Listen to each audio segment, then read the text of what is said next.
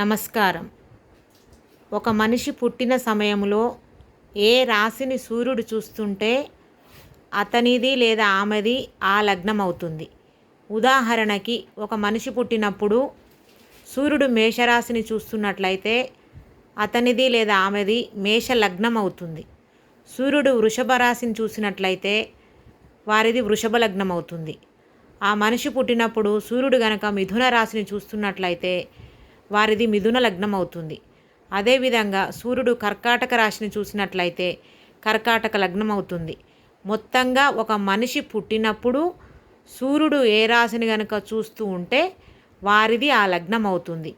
అయితే రాశి ప్రకారం కంటే లగ్నం ప్రకారము మనుషుల యొక్క వ్యక్తిత్వాలని, గుణగణాలను, జీవితాలని చక్కగా అంచనా వేయవచ్చును.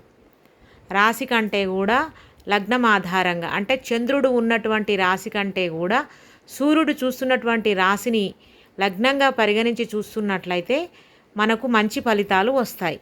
అయితే లగ్నాన్ని ఎలా నిర్ధారించాలంటే, ఉదాహరణకి ఒక మనిషిది మకర లగ్నం అనుకున్నట్లయితే మనకు సహజంగా ఇట్లా 2 గీతలు గీస్తారన్నమాట. అంటే ఈ 2 గీతలు ఎక్కడైతే ఉంటాయో వారిది ఆ లగ్నంగా మీరు గుర్తుపెట్టుకోవాలి. ఉదాహరణకి ఇంకొక మనిషిది తులా లగ్నం అనుకోండి, అప్పుడు తులారాశిలో ఇట్లా 2 గీతలు ఉంటాయన్నమాట. అంటే ఆ మనిషి పుట్టినప్పుడు సూర్యుడు ఈ తులారాశిని చూస్తున్నట్లు అర్థం చేసుకోవాలి. ఇక్కడ మనిషి పుట్టినప్పుడు సూర్యుడు మకర రాశిని చూస్తున్నాడు అంటే ఇక్కడ చంద్రుడి విషయం మర్చిపోవాలి. రాశిలో చంద్రుడు ఎక్కడ ఉంటే అది రాశి అవుతుంది. ఒక మనిషికి రాశి ఉంటుంది, అదేవిధంగా లగ్నం కూడా ఉంటుంది. ఉదాహరణకి ఒక మనిషి తులారాశిలో ఉంటే, చంద్రుడు తులారాశిలో ఉంటే తనది తులారాశి అవుతుంది ఒక మనిషి పుట్టినప్పుడు.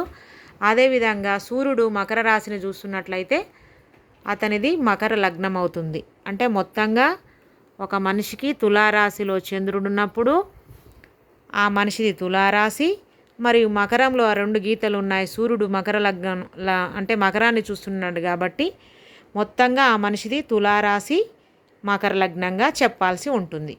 అదేవిధంగా ఒకవేళ మేషరాశిలో 2 గీతలుండి వృషభంలో చంద్రుడు ఉంటే గనక ఆ మనిషిది